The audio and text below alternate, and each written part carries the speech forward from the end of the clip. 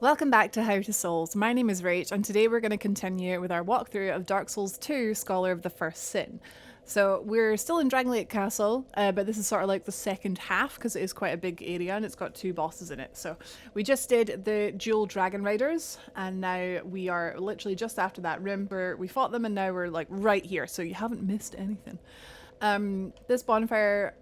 Did I rest? Yes, I did. Okay, cool. So we rest at the bonfire, and then we can chat to Benhar. If we keep chatting to him, then it just means we progress his story, and he will be available as a summon for a boss coming up in future. If you are someone that likes to get like all the trophies, like all the achievements, Benhar is tied to an achievement where you like have to summon him for 3 bosses.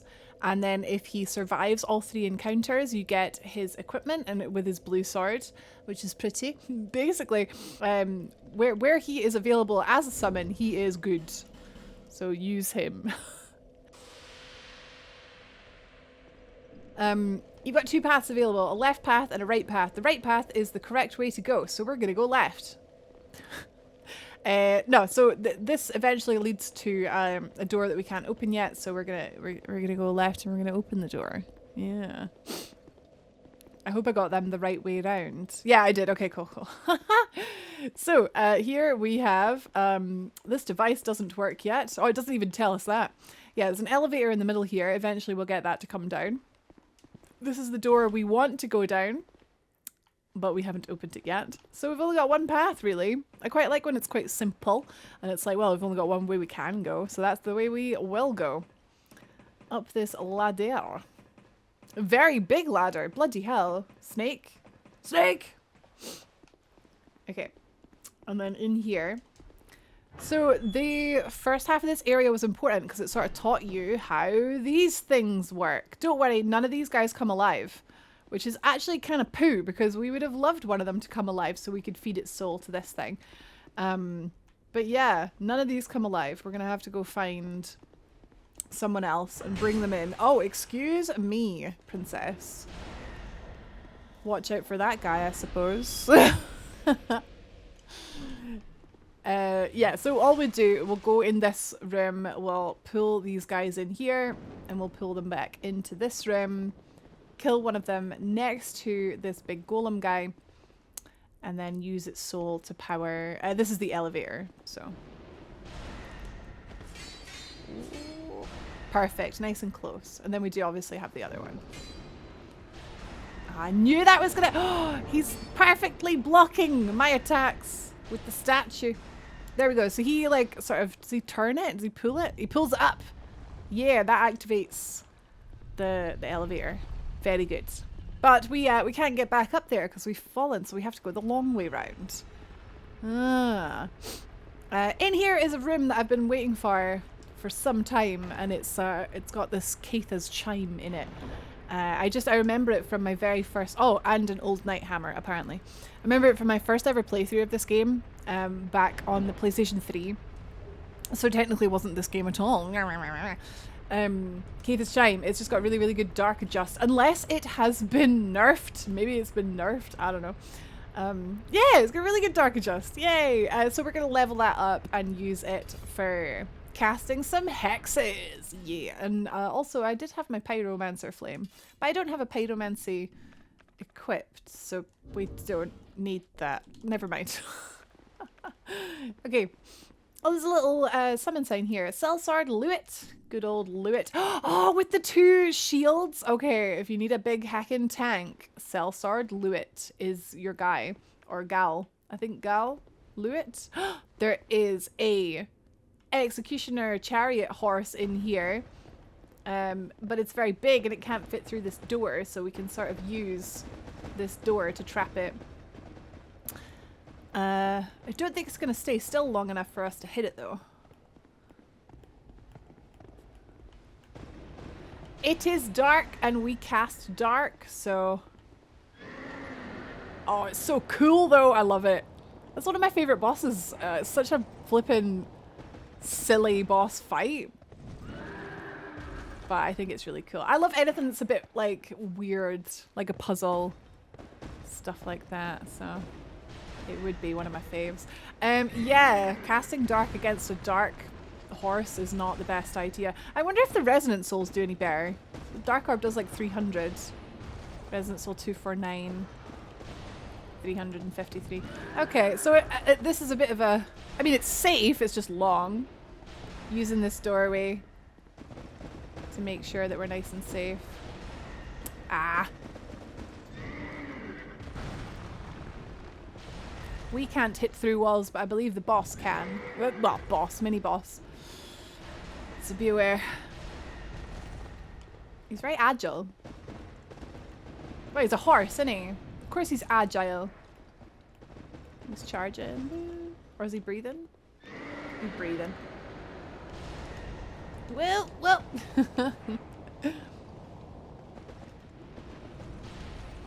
Oh, that hit! I didn't think that was going to hit. Yeah, it takes a while. Equally, if you don't have spells and you have a bow, I feel like Dark Souls 2 sort of teaches you to find these little sort of, not cheese, but like safe ways of fighting things, like a bow or like spells, using the doorway, using line of sight, that kind of thing, using consumables, Gyber's Ring of Protection, backstab proof ring for PvP, I guess. Yeah, this game really forces you to sort of learn stuff like that. Like if we had just come in here and fought it normally, we'd be fine, but that was just a much safer way of doing things. To progress, here's the door. But obviously we'll go and get the other stuff up the stairs there. But if you're just looking for the fastest way through, it's this way. But let's go back. Oh, how beautiful is this room, by the way? Anor Londo vibes. Haven't fought one of these guys since Hade's Tower of Flame. Oh. That did way more damage than I thought it would. Let's... Ooh, we're spoiled for choice. Let's go this way.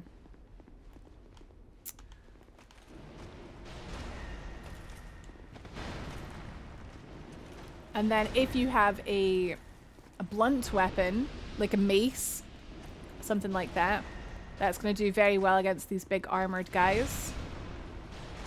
But so does Dark Orb. Dark Orb does very well also. Okay, one of these is a mimic. I think it's this one because I can kind of see its teeth. Is that teeth? It looks like teeth. Is the chest breathing? It might not. No, it doesn't look like it's breathing. If you're ever unsure, just give it a little poke. It is a mimic! So run all the way away. Dark Souls 2 mimics are an absolute joke. Their hitbox is stupid. Even if you're standing behind it and it lunges forward, it will grab you from a mile away. They're stupid. So just like, yeah. So this one on the, I guess, left as you're going up the stairs. This one's a mimic. Drops a washing pole and a petrified dragon bone. Washing pole, of course, big, massive katana. Very silly looking. Big fan. I've got two somehow. How do I have two? And then over here, there wouldn't both be mimics, would they? They wouldn't both be mimics. Nah, well, I don't see any teeth, so yeah. You can always try and hit it. Don't hit it too hard, especially the, well, the metal chests is no bother, but if you find a wooden chest and you're not quite sure, don't hit it too hard because you can break whatever's inside, turn it into rubbish. You don't want to do that. So that was Firestorm. I feel like it can be good, but also can be really bad. Firestorm. All the big AoE spells, like they can be the best thing ever or the worst thing ever. Generally. Okay, heading outside. We do have we've got an archer on the roof there. So we can head up here. Where's the ladder? There. So we can head up here and take him out. We're running a little bit low on Dark Orbs, but we've got our Resonant Souls as well. Just for that. I want to say there's... Oh, the noise that it makes when you like land and splash. Is there not like a big heckin' gargoyle? Yes! Yes! This wasn't in the vanilla. The vanilla. Did we do the gargoyles boss already? Oh, sugar, we've got Resident Soul equipped. My bad. In the first belfry. They're very susceptible to getting shot in the face. Oh, so am I though. Oh, that wasn't the best place to heal. So careful here, obviously, not to roll off the edge. There we go. Yeah, I think you probably want to fight it like with this to your back, just so you're not like accidentally rolling off the edge. I used all of my resonant souls there. Yeah, same moveset as the one in the belfry. I say the 7 in the belfry. But yeah, it's worth sort of getting that down there. And then we can go through this door here. The flippin' noisy ass splashing keeps giving me a fright. This room has desert sorceresses in it. Although they are sexy, they are a pain in the ass. I think literally for this room, what I'm going to do, take off Northern Ritual Band. I'm going to put on the flippin' Fire Flame Quartz ring. Get my health up because these girls, they can just like one-shot you so easily. It's such a pain. So we're going to use the door. Just keep rolling out the way. Oh my goodness, man.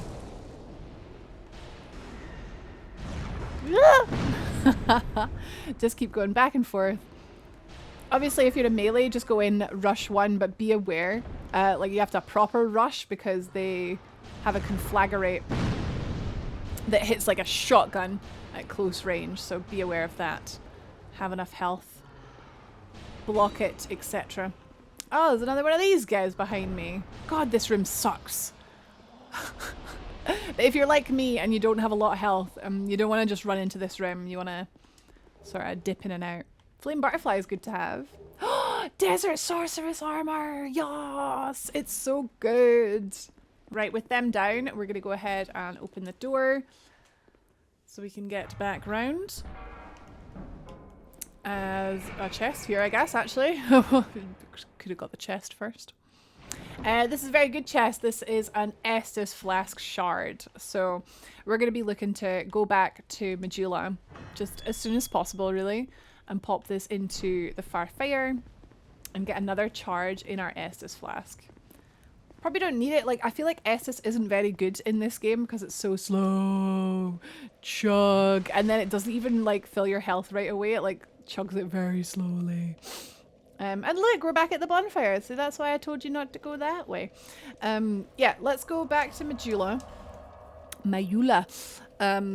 Give the Emerald Herald the Estus Flash Shard. We've got enough souls to level up Kaitha's charm as well, so we're going to do that as well. Is that a shard you found?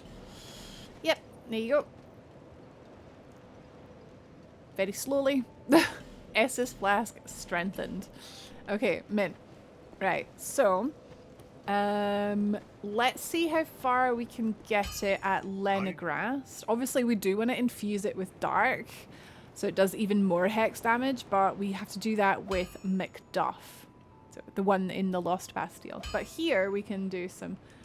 Nothing needs repaired. Here we can do some reinforcements at least, but we can't do infusion. It's regular Titanite, which is great because we've got loads of those. 3, 4, 5, 6, 7, 8. Oh, we're out of chunks. We need like one more chunk and then it'll be a slab. Oh, one more chunk, man. I'll be around. I think now that we're in Drangleic, does Cloanne sell chunks? Well. She like sells more things like depending on how far through the game you are. Oh, she's only got large short. Oh, I'll tell you what we'll do. Since we are technically only one Titanite chunk away from being able to max level Kaitha's Chime, it's maybe worth pointing out that there's a couple places that you can farm for Titanite chunks, but it's really low drop chances, so I'll just point them out though if you do think, oh yeah, I'm needing a max level weapon, yeah, which you probably should at this stage in the game. Here's a couple places you can go. So the first one is Doors of Pharos. So you want to teleport to Ordeal's End after you killed the boss. If you haven't done it already, maybe you want to do that. Maybe you should definitely do that. Check out my walkthrough. Go here and then kill the Gurrum. They're like the dwarves that have like the big shields and the hammers and that. So there's 3 just outside the bonfire. You can sort of kill them. Or you can go to Black Gulch Mouth, and kill the leeches that jump out of the tar pits. Fire is very, very good against them. You can use like fire arrows if you have a bow. Just like shoot the tar pit and it'll burn the leech to death. There you go. So they both have like a small chance of dropping titanite chunks if you were looking to farm some of those. But for now, I'm just gonna... We'll get one eventually. I'm just gonna dump my souls into a bit more health, I think. Bear, seek lest. We can get, yeah, 23, that's fine. And then of course I am like, I've got 75% of that because I'm wearing the Northern Ritual Band, so yeah, this is fine health. This is enough for a caster, I think. We do more than enough damage to, you know, to get by. For now. Right, back to Castle Drangleic. I think, did I just teleport to the wrong bonfire? No, we're good. Okay. So, it feels like a millennium ago, but yes, we're back here. We did like a circle, and now we're back here. This elevator has moved. We did that whole like sort of side area just to get back here. So now we can go up in the elevator. I quite like this area. I think it's quite well designed. It's like where you needed to go was in front of you the entire time, but you had to go in just because we fell off a tiny little platform, we had to go all the way around to get back here. I like it though. I like any kind of big castle, sort of mega dungeon type style place thing. I'm just going to do this because I've got loads of them, so may as well. When we get to the top here, eventually, there's a bit of a spooky jump scare as we open the door. Whoa, there's a guy chained to the door. So this is the embedded. His face is a keyhole, so we need the key to the embedded. Inside is a Milfinito. In this massive cage with this tiny lassie in it. We'll come back here later when we get the key. But for now, we are here for these chests. So this one on the left, which one is this? This one has key to the King's Passage. This is the key we need to progress through the King's Passage, funnily enough. So there we go. In this other one, we've got a soul vessel for respecking and a fire seed that we're going to pop into our pyromancy glove to level that up. I don't know what level mine is at the minute. Kind of curious now. 6, so we can get that to 7. Strong magic shields. Ooh, that might actually be really good for like things that we would use the shield for. I don't know. Maybe the next boss actually. Maybe. Yeah. 5 you says reinforces shield to absorb additional damage. So my thought process is the only shield I can use that I have the strength to use is this crappy like leather shield, right? So it's got 90% physical absorption, 35 magic, 60 fire, 60 lightning. That's actually not that bad. So it's not that good. It's not as good as say the Drangleic shield that's got like 100%, 70, 55, 55. But I refuse to put more points into strength because it's not optimal. But you can use a sorcery like strong magic shields, which do I have the int for that? Oh yeah, it's only 18 int. And that essentially will make my shield like so much better. So that's actually like a good idea for this next boss, I would say, using that. Yeah, let's do that actually. Let's do that. Let's do that, because I think that would be a good strategy to show off with this build. Let's get rid of regular resonant soul. Actually, no. Let's get rid of a dark orb. Keep the resonant souls, and I'll tell you why. It's because we're going to need to like nuke some things in this upcoming fight, and then we've got strong magic shields. I can see why it would be good to have more attunement now, because each resonant soul takes up 2 attunement slots. So maybe we will level up some attunement. There's a ring we can wear as well. So I've got Northern Ritual, so Southern Ritual Band we can wear to get more spell slots as well.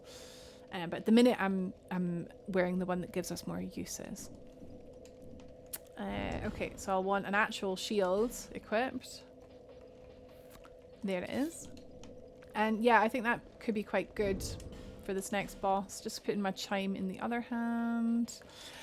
Right, the upcoming boss is Midnight, Looking Glass Knight. I actually forget which one it actually is because I feel like people call it Midnight, but it is Looking Glass Knight. Yeah, I think that's what it is.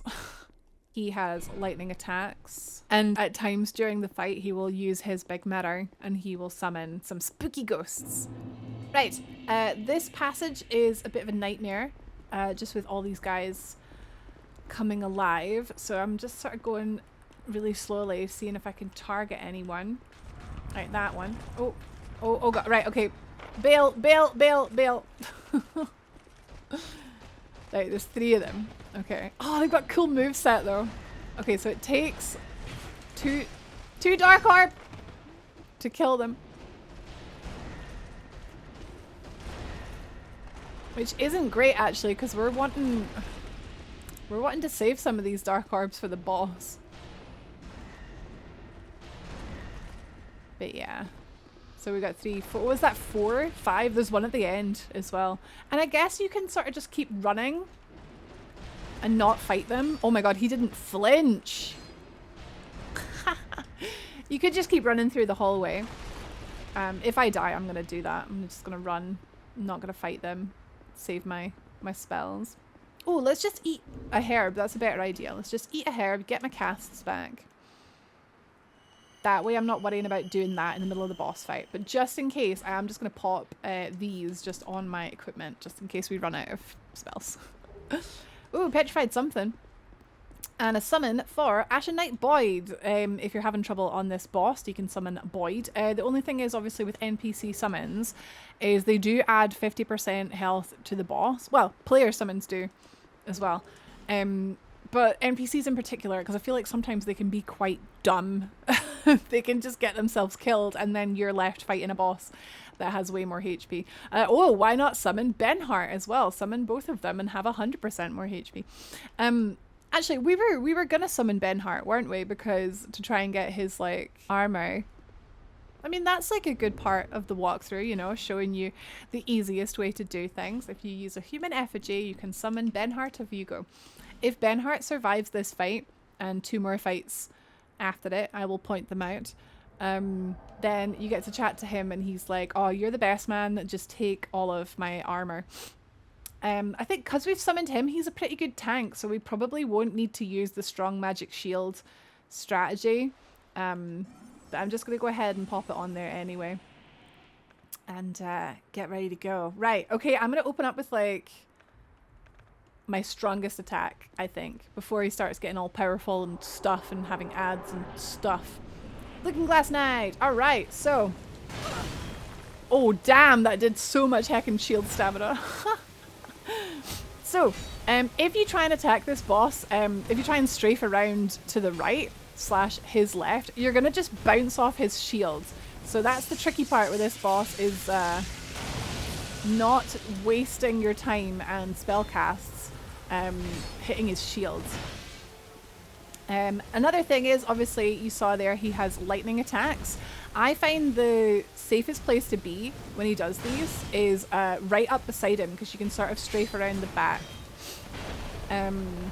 Regular attacks, our shield is obviously absorbing those. Benhart is not tanking, like, at all. So we're just taking our time. He's really slow. Oh, there we go. So you saw one of my spells bounced off. Which is not ideal because we only had like 5 casts. Now Benhart's tanking. There we go. 276. Okay, we're just going to wait and see where that goes. Perfect. See, this is the only issue with summoning an NPC as well. You don't know if he's going to hit you or if he's going to hit the NPC. I tend to prefer just fighting solo. Here we go. Look, you can see he's broken free from the mirror. I tend to find it's a good idea just to burn down the ad as quick as possible, because they can't really do anything when they're first summoned. They just sort of stand there. Benhart is really making this fight really easy because we had time there to get that ad.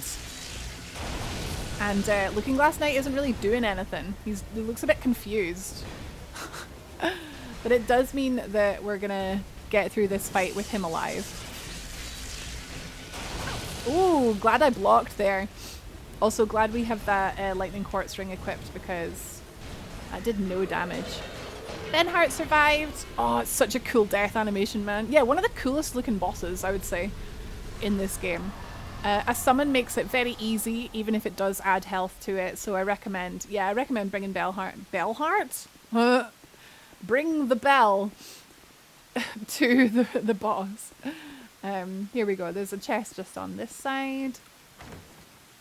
But yeah, I guess, yeah, I was saying there about bringing NPCs. What we got here? Spell quartz ring +2. Soul bolt and some bonfire settings. Yeah, so if you did want to fight him again, there's bonfire settings. Bringing NPCs are, yeah, it's kind of tricky. I do feel like that fight is so good, and NPCs just make it so much easier. Especially if you have like a tank NPC and you are like a ranged caster. It makes it so easy. Definitely strong magic shields with this leather shield though. It was really good. I was really chuffed with how well that did. It blocked like everything. Still sort of staggered me though, which is not ideal. But we had enough time just to chill. Like he wasn't really doing anything, was he? He was so slow. I used to think that boss was really hard. Anyway, I think he is. I think we got kind of lucky there. We only got one summon. Benhart was doing a great job tanking, etc. Okay, well, after Looking Glass Night, that is actually, we're done with that area. We're now in the next area, and my least favourite area in the game. So I'm actually just going to call it there, because I don't want to do this area. No, I'm kidding. I have to go. That's it. Drangleic Castle. Done. Part 2. Done. Next part. Shrine of Amana. You've probably heard me bitch and moan about Shrine of Amana. It's ridiculous, but I'm going to show you a real good way to get through it. Okay, fantastic. So thank you very much for watching. I hope you enjoyed the video. If you did, you can click the like button. It does help. It does work. Algorithm things. Subscribe for more Dark Souls 2 videos and all types of Souls games. Actually, we're back. Dark Souls 1, Elden Ring, all of it. Maybe one day Dark Souls 3. So subscribe, and I'll see you in the next video. Thank you very much. Take care.